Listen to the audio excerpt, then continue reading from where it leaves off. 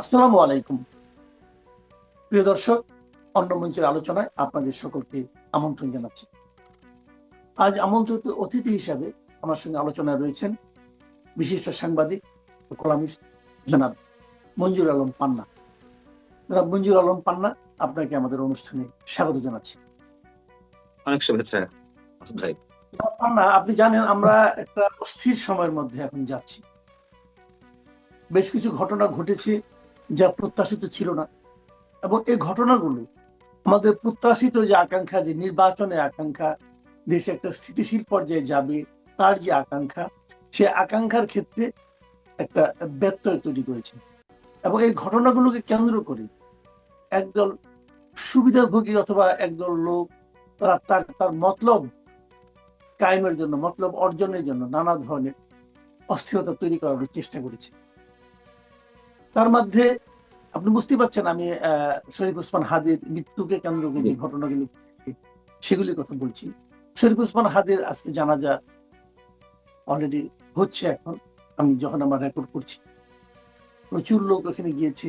এই ধরনের একটা মর্মান্তিক হত্যাকাণ্ডের ব্যাপারে আমরা অবশ্যই ক্ষুব্ধ। আমরা সরকারের যে ভূমিকা, সেই ভূমিকা নিয়ে আমি ব্যক্তিগতভাবে ক্ষুব্ধ। আপনার অবস্থা আপনি বলবেন। তারপরেও কতগুলি বিষয় নিয়ে আমরা একটু আলোচনা করতে চাই। এই শরীফ ওসমান হাদির মৃত্যুকে কেন্দ্র করে আমরা গত দুদিন যে জিনিসটা দেখলাম, যে প্রথম আলো, ডেইলি স্টার, এটা মিডিয়াকে আক্রমণ করা হলো, এবং এই আক্রমণের পর আজকে আমি দেখছি বিভিন্ন পত্র পত্রিকায়, আমি বিভিন্ন সংগঠনের, বিভিন্ন সাংবাদিক ইউনিয়ন গুলো এক মানে লাগাতার বিবৃতি দিচ্ছি, এবং এই বিবৃতিগুলো আসতে শুরু করছে একদিন পর থেকে।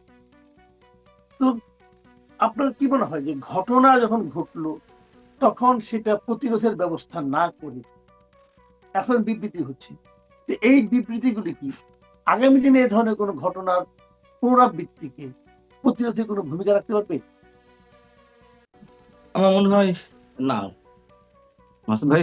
দেখুন, বিষয়টা হচ্ছে যে প্রথমেই হাবির বিদেহী আত্মার মাগফিরাত কামনা করছি। আপনি নিজেই জানলেন বা আমরা জানি যে তার নামাজ জানাজায় প্রচুর লোক অংশগ্রহণ করেছে। দেখুন, পড়ারই কথা ওসমান হাদির, মানে এটুকু না বললে নয়। শরীফ ওসমান হাদির রাজনৈতিক আদর্শের সঙ্গে আপনার আমার মতের অমিল থাকতেই পারে, কিন্তু আমরা তো প্রতিহিংসার রাজনীতি কখনো সমর্থন করিনি। আমরা যেমন সবসময় বলে এসেছি যে সেই 2014 থেকে 2018-তে 2024-এ যে আমরা অংশগ্রহণমূলক নির্বাচন চাই, অর্থাৎ আমরা পারস্পরিক একটা সৌহার্দ্যপূর্ণ একটা অবস্থার মধ্য দিয়ে বাংলাদেশের গণতান্ত্রিক রূপান্তর ঘটতে থাকুক, এটাই আমরা সবসময় প্রত্যাশা করেছি। ঠিক একইভাবে প্রতিহিংসার রাজনীতি যেন না হয়। 24-এর 5 আগস্টের পর থেকে সেই প্রতিহিংসার রাজনীতি আবারও প্রকট আকার ধারণ করেছে। এখন বিষয় হচ্ছে যে হাদির মৃত্যুর জন্য কারা দায়ী, এটি আপনি যেমন বলছেন, আমরা সবাই বলছি যে এখনো কিন্তু সুনির্দিষ্ট কোনো কারণ খুঁজে পাওয়া যায়নি। আমরা ব্লেম গেম দেখছি, আমরা পাল্টা অভিযোগ দেখছি। বিষয়টা হচ্ছে, আমি প্রথমেই কেন এক শব্দে না বললাম যে আমরা আপাতত কোনো সুস্থির রাজনীতির আমি অন্তত কোনো লক্ষণ দেখছি না এই কারণে যে দেখুন, আপনি বললেন যে একের পর এক বিবৃতি আসছে। এটা আমার মনে হয় ফর দ্য টাইম বিং আমরা গণমাধ্যমের রূপ দেখলাম, চরিত্র দেখলাম হাতে গোনা দুই একটি ছাড়া। প্রথম আলো, ডেইলি স্টারের এই ঘটনাটি কেন্দ্র করে তেমন কোন আমরা কি করি, আমরা বড় কোনো ইভেন্ট ঘটলে আমরা মূল স্টোরি করি, আমরা সাইড স্টোরি করি, নানান ধরনের মানে হিউম্যান স্টোরি করি। কিন্তু প্রথম আলো, ডেইলি স্টারের ক্ষেত্রে এটি দেখা গেল না। ঠিক একইভাবে ছায়ানট, উদীচীর ক্ষেত্রে এটি দেখা গেল না ময়মনসিংহের ভালুকা, আপনার এলাকায় ময়মনসিংহের যে হিন্দু একজন যুবককে পিটিয়ে হত্যা করা, গাছের সঙ্গে ঝুলিয়ে রাখা হলো, তারপর আবার আগুন ধরিয়ে দিল। এগুলো তেমন কোনোভাবে ইম্প্যাক্ট তৈরি করেনি আমাদের সমাজে, অন্তত গত 2 দিনের চিত্র যদি আমি বলতে পারি।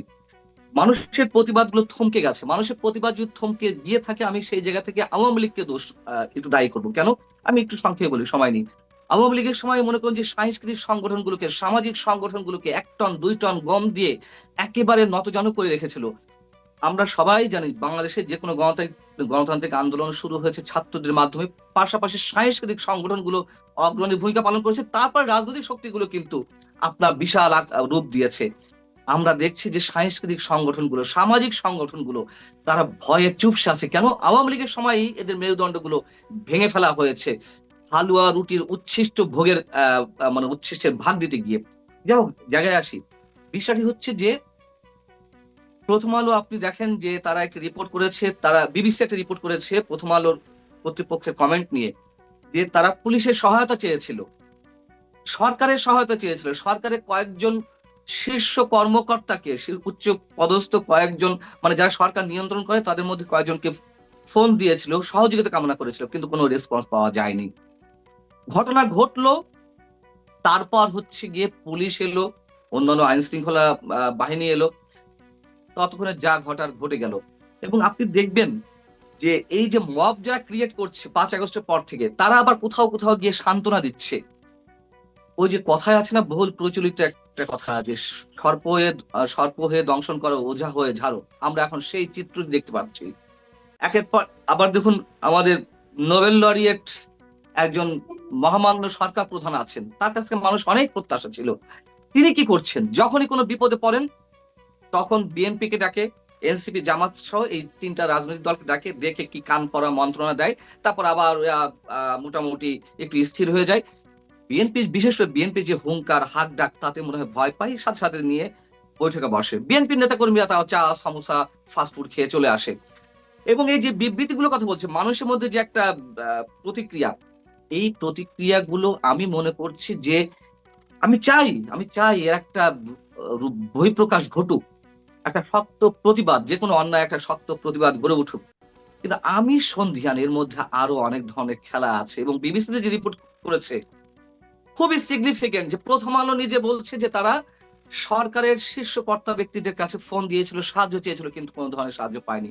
এবং আরো একটি বিষয় আমি আপনাকে বলি, ওই যে সর্প হয়ে দংশন করো, ওঝা হয়ে ছাড়ো, সরকারের পক্ষ থেকে যারা বিদেশ থেকে উস্কানি দিচ্ছে নানান ধরনের তাদের উদ্দেশ্য হাসিল করতে গিয়ে নানান ধরনের সাবোটাজ ঘটানো হচ্ছে, মব ক্রিয়েট করা হচ্ছে, তাদের কারো কারোর ফেসবুক অ্যাকাউন্ট বা সামাজিক যোগাযোগ মাধ্যম বন্ধ করার জন্য চিঠি দিয়েছে মেটাকে, ফেসবুক কর্তৃপক্ষকে।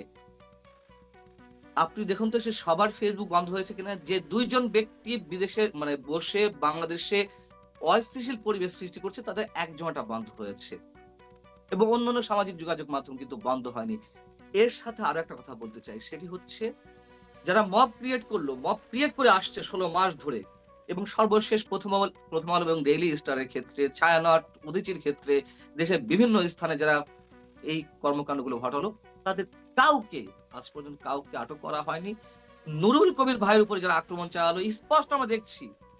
এবং ওই মব ক্রিয়েটকারীরা তারা শুক্রবার সকালেও প্রথম আলো কার্যালয়ের সামনে গেল, আবার তারা গিয়ে হুঁশিয়ারি হুঙ্কার ছাড়লো, একজনকেও আটক করা হয়নি। সো আমি কিভাবে মানে আস্থা রাখবো যারা বিবৃতি দিচ্ছেন, যারা প্রতিবাদ করছেন, এইগুলো কন্টিনিউ হবে, অথবা তাদের এই বিবৃতি প্রতিবাদের বিপরীতে সরকার গঠনমূলক কিছু চিন্তা করবে, আমি আস্থা রাখতে পারছি না। জি, আচ্ছা, আরেকটা কথা, আমি আজকে খুব ইন্টারেস্টিং, আমার এটা চোখে পড়লো, আপনার সঙ্গে শেয়ার করতেই চাই আমি, যে আমাদের প্রধান উপদেষ্টা যিনি প্রেস সেক্রেটারি, তিনি আপনি মনে করতে পারবেন কিছুদিন আগে বলেছিলেন উনি মব বলতে রাজি হননি। তিনি বলেছিলেন এটা নাকি প্রেশার গ্রুপ আর কি। এবং আজকে দেখলাম যে উনি প্রথম আলোর মানে এই ঘটনার প্রেক্ষিতে উনি বলেছেন তিনি দুঃখিত এবং তিনি লজ্জিত, এবং তিনি বলেছেন যে এটা ওনারা এটা পারেননি চেষ্টা করতে, উনি অনেককে ফোনও করেছিলেন, কাজ হয়নি। এবং উনি একজন সাবেক সাংবাদিক হিসাবে আমি কিন্তু এতে খুব খুশি হয়েছি, উনি যে নিজেকে সাবেক সাংবাদিক বলছেন, এখনো বলেন নাই যে আমি সাংবাদিক আছি। যাই হোক, উনি খুব দুঃখিত এবং লজ্জিত হয়েছেন। আপনার কি মনে হয় এই মানে ওনার এই যে দুঃখিত এবং লজ্জিত হলেন, এই কারণে আগামীতে মবকারীরা ওনার এই মানে চিন্তা প্রতি শ্রদ্ধা দেখিয়ে মব কমিয়ে দেবেন? না, আমার মনে হয় না। আমাকে কি বলা যায়, নিরাশবাদী বলতেই পারেন, হতাশবাদী বলতেই পারেন। কিন্তু আমি এত সহজে আশ্বস্ত হচ্ছি না। আমি তো এক্সাম্পল দিলাম আপনাকে কয়েকটা। যে যখনই সরকার কোনো বিপদে পড়ে, তখন তাদের চরিত্রগুলো একেবারে সেকেন্ডের মধ্যে চেঞ্জ হয়ে যায়। এখন আপনি দেখুন, এই যে মিস্টার শফিকের কথা বললেন, প্রেস সচিব মিস্টার শফিকের কথা বললেন, তিনি কি বলেছেন? প্রেসার গ্রুপ তো বলেছেন তিনি মব বলতে ইচ্ছুক নন এবং তিনি একাধিকবার বলেছেন এটা কোনো মব টব না, মব বলে আমরা এই সব মানুষদেরকে ছোট করছি, এরা হচ্ছে ফ্যাসিস্ট আওয়ামী লীগ সরকারের 15.5 বছর ধরে যারা বঞ্চিত ক্ষুব্ধ হয়েছেন তাদের সেই ক্ষোভের বহিঃপ্রকাশ। তিনি নিজেও কিন্তু মবের মধ্যে পড়েছিলেন খুলনায় গিয়ে একটি অনুষ্ঠানে, প্রেস ক্লাবের মধ্যে গিয়ে। পরবর্তী তিনি বললেন, না এটা মব না, আমার কাছে কিছু আবেদন জানাতে এসেছিল। আমরা দেখছি সচিবালয়ে একের পর এক উপদেষ্টা মবের মধ্যে পড়ছেন। আমরা দেখছি একটি বিশেষ রাজনৈতিক দলের একজন সাধারণ সম্পাদক, তিনিও তার নিজ এলাকায় নির্বাচনী প্রচারণা চালাতে গিয়ে যে কোনো কারণে হোক, ওই সময়টিতে উনি নিজের জায়গায় যৌক্তিক থাক আর না থাক, তিনি মবের মধ্যে পড়েছিলেন। তিনিও কিন্তু এই মবকে প্রশ্রয় দিয়ে আসছিলেন। অর্থাৎ আমি যদি অন্যের জন্য গর্ত খুঁড়ি, মাসুদ ভাই, আমাকে সেই ফাঁদে পড়তেই হবে। অতএব যা কিছু ঘটেছে এখন তাদের দিকেই যাবে। আমরা চাই না সেটি হোক, আমরা সর্বান্তকরণে চাই না, কিন্তু এটি প্রকৃতির প্রতিশোধ বলে একটা কথা আছে এবং মিস্টার শফিক যে কথাটি বলেছেন আমি এত সহজে বিশ্বাস করি না। এবং উনি যে নিজেকে সাবেক সাংবাদিক পরিচয় দিয়েছেন, যেহেতু প্রথম আলো, ডেইলি স্টারের মতন দুটি বড় গণমাধ্যম আক্রান্ত হয়েছে, সেই জায়গা থেকে তো এখন আর মব বললে রেহাই নাই, মব বললে রেহাই নাই। এবং এই ডেইলি স্টার বা প্রথম আলোতে একজন চাকরি করতেন, সাংবাদিক ছিলেন, তিনি এখন সরকারের বড় কর্মকর্তা, বিদেশে আছেন। তিনি এখন কিন্তু নিজেকে সাংবাদিক বলেন না, তিনি বলেন যে আমি সরকারের পার্ট। তিনিও এক ধরনের মতকে তিনি প্রশ্রয় দিচ্ছেন এবং আপনার মতন বা আনিস ভাইয়ের মতন, আমাদের মতন অনেককে অ্যারেস্ট করার প্রতিনিয়ত এক ধরনের পরোক্ষ হুমকি দিচ্ছেন, পরোক্ষ হুমকি। সরকারের কর্মকর্তা পর্যায়ের লেভেলে আছেন এখন একজন সাবেক সাংবাদিক। তো আমি এত সহজে এদের উপরে 16 মাসের যে অনাস্থা আমাদের, আমি রাতারাতি একটা দুটো বিবৃতিতে আমি আস্থাশীল হতে চাই না। না, আপনি যখন আনিস আলমগীর প্রসঙ্গটা তুললেন, তো এই প্রসঙ্গে একটু আমি একটা কথা বলতেই চাই যে আমরা আজকে দেখলাম যে এই প্রথম আলো এবং ডেইলি স্টারের ঘটনায় বিএফইউজে ওরা বিবৃতি দিয়েছে। বিএফইউজে মানে সরকারপন্থী, মানে বিএনপি এবং জামাতপন্থী যারা বিএফইউজে তারা দিয়েছে। বিএফইউজে খালি কি মিডিয়ার, মানে আপনার যারা কথা বলবেন, গণমাধ্যমের স্বাধীনতা অথবা আপনার সাংবাদিকের স্বাধীনতা এটা দেখে নাকি প্রতিষ্ঠানের স্বাধীনতা দেখে, এটা আমি ঠিক বুঝতে পারি না। তারা ডেইলি স্টার, প্রথম আলো নিয়ে আলোচনা করলেন, কিন্তু গণমাধ্যম হিসেবে তো আপনার আনিস আলমগীরও কথা বলেছেন গণমাধ্যম কর্মী হিসেবে।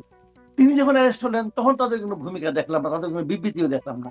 আপনিও একজন গণমাধ্যম কর্মী হিসেবে আমরা মনে করি, আমি নিজেও মনে করি, আপনার যখন অ্যারেস্ট হলেন তখন আমি এদের কাছে কোনো বিবৃতি দেখিনি। তো এটা একটা বৈষম্য কিনা? আবার এই বৈষম্য দেখেন আরেক জায়গায় আছে। যেমন ধরেন হাদির মৃত্যুকে কেন্দ্র করে, হাদির উপর হামলাকে কেন্দ্র করে সারা দেশ অনেক কিছু হচ্ছে। আপনার আমি কারোর সঙ্গে তুলনা করছি না, কিন্তু আমি ডেইলি স্টারের সঙ্গে আনিস আলমকে তুলনা করছি না, কিন্তু ঘটনা তো একই ধরনের ঘটনা। আবার ধরেন হাদিকে কেন্দ্র করে অনেক কিছু ঘটতেছে, তাকে সিঙ্গাপুরে ট্রিটমেন্ট করা হলো, তার ফ্যামিলির দায়িত্ব নিলেন আমাদের প্রধান উপদেষ্টা, অনেক কিছু হলো। কিন্তু এর মধ্যে যে আরেকটা ঘটনা ঘটলো, ভালুকায় সবার সামনে একটা লোককে মেরে আগুন দিয়ে ঝুলিয়ে পুড়িয়ে ফেললো, আগুন দিয়ে পুড়িয়ে ফেলা হলো। সেই ঘটনায় কিন্তু আমি দেখলাম না যে কোন উপদেষ্টা যে অথবা প্রধান উপদেষ্টা যে বললো যে তোমাদের এই অন্যায়ের প্রতিবাদ হিসাবে তোমার ফ্যামিলির দায়িত্ব আমরা নিচ্ছি। তো আমার কথা হলো কি, রাষ্ট্রের চোখে সবাই তো সমান হওয়া উচিত, তাই নয় কি? হাদির প্রশংসা আছে, হাদিকে আমি নিজে ব্যক্তিগতভাবে খুব পছন্দ করতাম, তার সঙ্গে আমার খুব ভালো সম্পর্ক ছিল। আবার হাদির কিছু সমালোচনা কিন্তু আছে, কিন্তু দিব্যচন্দ্র যার যে মারা গেল তার সমালোচনা নাই কোনো, সে একজন সাধারণ মানুষ অথবা সে হিন্দু। এই জন্যই কি রাষ্ট্রের কাছে দুইজন দু ধরনের হচ্ছে। আমি তুলনা করছি না, আমি আবারও বলছি, আমি ক্ষমা চাচ্ছি যদি এটাকে তুলনা করার চেষ্টা করেন, তুলনা নয়। আমি বলছি যে রাষ্ট্রের ভূমিকাটা কি হবে, সংগঠনের ভূমিকাটা কি হবে। তুলনা যদি নিয়ে আসেন, অপরাধটা কি?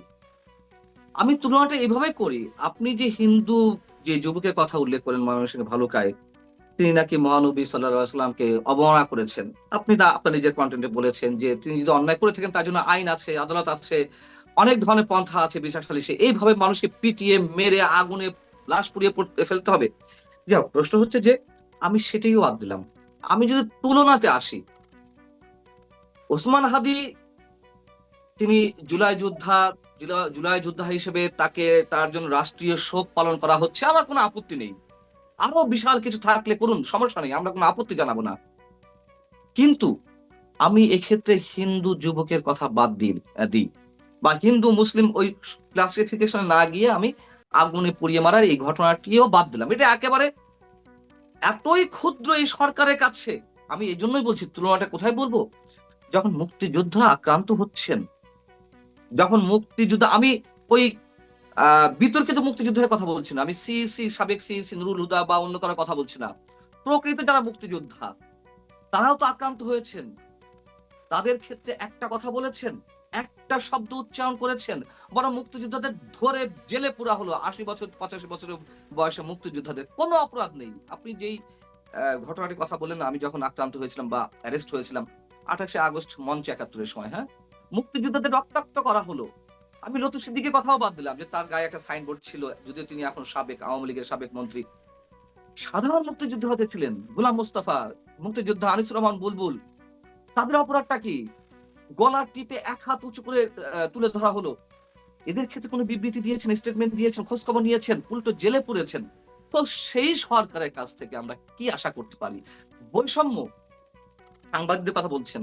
আমি এই জায়গাটায় মাসুদ ভাই, আমি আমি নিজে লজ্জা বোধ করি যে আমি একজন গণমাধ্যম কর্মী হিসেবে মানে ছোট একজন সাংবাদিক হিসেবে। কারণ আনিস ভাইয়ের ক্ষেত্রে, আনিস ভাই তো আমার চেয়েও সিনিয়র মোস্ট। তিনি জ্ঞানে, অভিজ্ঞতায় আমার চেয়ে অনেক বড়। তিনি বড়, বড় মানে কয়েকটি পত্রিকায় কাজ করেছেন। টেলিভিশনে হেড অফ নিউজ ছিলেন কোন চ্যানেলে। বিষয়টি হচ্ছে কি, এটি দৈন্যতা। এই যে সাংবাদিক আ সংগঠনগুলো আছে, সাংবাদিক সমাজটাকে নষ্ট করার পেছনে এই ক্লাব ভিত্তিক সংগঠনগুলো, এটা স্রেফ ক্লাব, আর কিছু না। এটা বছরে ২-১ টা পিকনিক হবে, আর মাসে, মাসে চাঁদা দেয়া হবে। আর নিজেদের কিছু ব্যক্তি, কিছু সাংবাদিক নামধারী কিছু সাংবাদিক নেতা, কিছু ব্যক্তি তাদের পকেট ফুলাবে, বড়, বড় ডায়াসে তাদের নাম পরিচয় মানে পদ-পদবি ব্যবহার করে বক্তব্য দিবে, আর সরকারের কিছু আনুকূল্য নিবে। এছাড়া আর কোন কাজ নেই। আনিস ভাইয়ের ক্ষেত্রে আমি দেখলাম ডিআরইউ একটা বিবৃতি দিয়েছে। আমি আর কোন মানে সাংবাদিকদের যে সংগঠনগুলো আর কোনটা দেখলাম, যদি ভুল না হয়ে থাকে। এখন 'প্রথম আলো', 'ডেইলি স্টার' এর ক্ষেত্রে দিয়েছে, তারা অনেক বড় প্রতিষ্ঠান। বড় গণমাধ্যম, না দিলে কেমন হয়? সেখানে তাদের নামটা আসবে বিবৃতি দিলে। এইজন্য দিয়েছে। আমি লজ্জাবোধ করি এই কারণে, আনিস ভাইয়ের ক্ষেত্রে রিপোর্টার্স উইথআউট বর্ডার সম্ভবত এখনো বিবৃতি দেয়নি। অ্যামনেস্টি ইন্টারন্যাশনাল বিবৃতি দিয়েছে। আমার সময় যেখানে হিউম্যান রাইটস ওয়াচ বিবৃতি দিল, রিপোর্টার্স উইথআউট বর্ডারস বিবৃতি দিল, আইএফজে বিবৃতি দিল। আনিস ভাইয়ের ক্ষেত্রে সিপিজি বিবৃতি দিয়েছে। লজ্জা এখানেই, আন্তর্জাতিক বা বৈশ্বিক সংগঠনগুলো যখন আমাদের মুক্তির জন্য বিবৃতি দিচ্ছে, আমাদেরকে আটকের প্রতিবাদ জানাচ্ছে, তখন ঘরের মধ্যে আমাদের নিজস্ব মানে সাংবাদিকদের যে সংগঠনগুলো, তারা একটা বিবৃতি দেয় না। মানে বিবৃতি দিতে গেলে আবার সরকারের চক্ষুশূল হয়ে পড়ে কিনা, এই কারণে। এখন যখন দেখেছে 'প্রথম আলো' এবং 'ডেইলি স্টার' এর ক্ষেত্রে প্রধান উপদেষ্টা নিজে ফোন দিয়েছেন মতিউর রহমান সাহেবকে বা মাহফুজুর আলম সাহেবকে, এবং তাদের পাশে আছে, সরকারি ঘোষণা দিচ্ছে, তখন বললেন না, এখন ২-১ টা বিবৃতি না দিলে কোনো বিষয়, মানে দিতেই হবে, না দিলেই নয়। এ কেন দিয়েছে? আর কোনো না। মানে দায়িত্বশীলতার জায়গা থেকে দিয়েছে আমি মোটেই মনে করি না। অনুষ্ঠান শেষ করার আগে একটা ছোট্ট করে যদি একটা যদি বলতেন যে এই যে ঘটনা যেগুলি চলছে আপনার এই হাদিকে কেন্দ্র করে এবং বিভিন্ন ঘটনাগুলো, এগুলো কি আগামী যে আসন্ন নির্বাচন যেটা ফেব্রুয়ারিতে হওয়ার কথা, আপনি কি মনে করেন সেখানে কোনো প্রভাব ফেলতে পারে? অবভিয়াসলি ফেলবে। আমার ভাই সমস্যা হচ্ছে, আমি কৌশল অবলম্বন করে কথা বলতে পারি না। আমার সমস্যা হচ্ছে যে যেটুকু বুঝি সেটুকুই মানে মোটামুটি বের করে ফেলি। যা কিছু ঘটছে নির্বাচনকে কেন্দ্র করেই হচ্ছে। আপনাকে আমি দেখেছি কখনো, কখনো আপনাকে আশাবাদী হতে দেখেছি যে নির্বাচন হবে, এখন নির্বাচনের ট্রেনে উঠে গেছে দেশ। আমরা আশা করি একটা সুন্দর নির্বাচন হবে। আশাবাদী হতেই হবে। আশা ছাড়া তো আর জীবন বাঁচে না, তাই না? তো তারপরেও আপনি আমি আপনার মতো করে হয়তো অতটা কৌশল অবলম্বন করে কথা বলতে পারছি না। আপনি হয়তো এইসব কথার মধ্য দিয়ে আবার আপনার হতাশার কথাও মাঝে, মাঝে ব্যক্ত করেন। কিন্তু আমি কেবলই হতাশ, কেবলই হতাশ। যা কিছু ঘটছে নির্বাচনকে কেন্দ্র করে, এবং আপনি দেখুন এক ঢিলে কতটি পাখি মারা হলো। আমরা জানি না ওসমান হাদির শুটাররা কে? আমরা জানি না ওসমান হাদির কিলাররা কে? যারাই হোক, একে আমরা সমর্থন করি না। কিন্তু দেখুন আপনি এক ঢিলে কতটি পাখি মারা হলো। এক একটা হচ্ছে একটা অস্থিতিশীল পরিবেশ সৃষ্টি করা। আরো হবে। আমরা আশঙ্কা করছি। আমার কথা যেন মিথ্যা হয়, আমি সেটিই আশা করছি। কিন্তু আশঙ্কা রয়ে যাচ্ছে। এ ধরনের ঘটনা আরো ঘটনা হবে। একটা অস্থিতিশীল পরিবেশ সৃষ্টি করে নির্বাচনকে বিলম্বিত করা হবে। নির্বাচন দেয়া হবে না। এরকম একটা আশঙ্কা রয়েছে। ২, বিএনপির কাঁধে দোষ চাপিয়ে দেওয়ার চেষ্টা করা হলো। যদিও সেটি মানে হালে পানি পায়নি। ৩, তারেক রহমানের যে দেশে ফিরে আসার সম্ভাবনা রয়েছে বা আমরা আহ, শুনতে পাচ্ছি যেটা, সেটাকে বাধাগ্রস্ত করার একটা চরম প্রতিক্রিয়া, এই যে একটা অস্থিতিশীল পরিবেশ সৃষ্টি করা হবে। তারেক রহমান নিজেই লাইফ থ্রেডের মধ্যে আছেন। সো একটা তুমুল আনরেস্ট সিচুয়েশন যদি তৈরি হয়, সেক্ষেত্রে তার আশাটা হয়তো বন্ধ হয়ে যেতে পারে। চার, যারা ফ্যাসিস্ট বলছেন আওয়ামী লীগকে, সেই আওয়ামী লীগের উপর আরেকবার চড়াও হওয়া গেল। এই যে অপারেশন ডেভিল হান্ট ফেজ 2 শুরু হলো। আগে যেমন অপারেশন ডেভিল হান্ট 1 হয়েছিল গাজীপুরে হাসনাত আব্দুল্লাহর উপরে সামান্য আক্রমণের কারণে, সব গড়ে পরত আওয়ামী লীগ নেতা কর্মীদের আটক করা হলো। করুক না, সমস্যা নেই, আওয়ামী লীগের যারা অপরাধী তাদেরকে অবশ্যই করতে হবে, কিন্তু গড়ে পরতা আটক করা হবে। 4 না 5 নম্বরে এখন ভারতের প্রতি যে একটা রাজনীতি আছে, ভারতের আধিপত্যবাদ আমরা অবশ্যই মেনে নিতে চাই না। ঠিক একইভাবে পাকিস্তানও যে আবার নাক গলাবে, পাকিস্তানের সাথে লিয়াজো করে এদেশ অস্থিতিশীল করাবে, সেটিও আমরা চাই না। যাই হোক, ভারতের আধিপত্যবাদকে নিয়ে যারা রাজনৈতিক পুঁজি হিসেবে ব্যবহার করছেন, তাদের জন্য আর একটা অস্ত্র ভারতের প্রতি। আমরা দেখেছি গত 2 দিন কি হয়েছে, মানে এক ঢিলে অনেকগুলো পাখি। এই ওসমান হাদিকে আপনি নিজেও বলেছেন বলির পাঠা করা হয়েছে, আমিও মনে করি যে বলির পাঠা করা হয়েছে। অতএব আগামী নির্বাচন নিয়ে আমি কোনো আশাবাদিতার জায়গা দেখছি না। ফেব্রুয়ারি নির্বাচন দিতেই হবে, নির্বাচন দিতেই হবে।